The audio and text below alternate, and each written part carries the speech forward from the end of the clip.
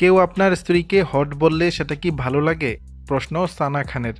বিয়ের আগে রূপালী পর্দা থেকে বিদায় নিয়েছিলেন বলিউড অভিনেত্রী সানা খান।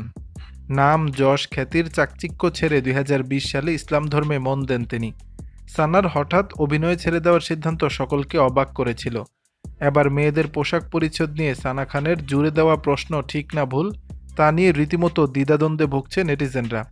সাবেক এই বলিউড অভিনেত্রী বিবাহিত পুরুষদের উদ্দেশ্যে ছুড়ে দেওয়া প্রশ্নে বলেন, প্রত্যেক পুরুষই চায় তার স্ত্রী এমন পোশাক পরুক যাতে শালীনতা বজায় থাকে, কিন্তু যখন দেখি পুরুষরা তাদের স্ত্রীদের ছোট পোশাক পরতে দেয় তখন আমি অবাক হই, বুঝতে পারি না সমস্যাটা কোথায়।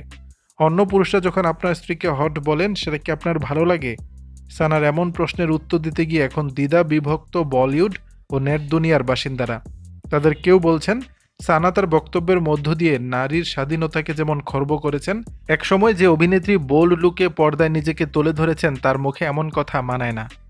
এর আগে গতকাল শুক্রবার সামাজিক যোগাযোগ মাধ্যমে ফের মা হওয়ার খবর জানান সানা খান। উল্লেখ্য, 2020 সালের নভেম্বরে আনাসকে বিয়ে করার আগেই সানা অভিনয় জীবন ছেড়ে দিয়েছিলেন। সানা বিগ বস 6 এবং সালমান খানের ছবি জয় হতে অভিনয়ের জন্য দর্শক মহলে পরিচিতি পেয়েছিলেন। দর্শক, বিষয়টি নিয়ে আপনাদের মতামত জানাবেন নিচের কমেন্ট বক্সে।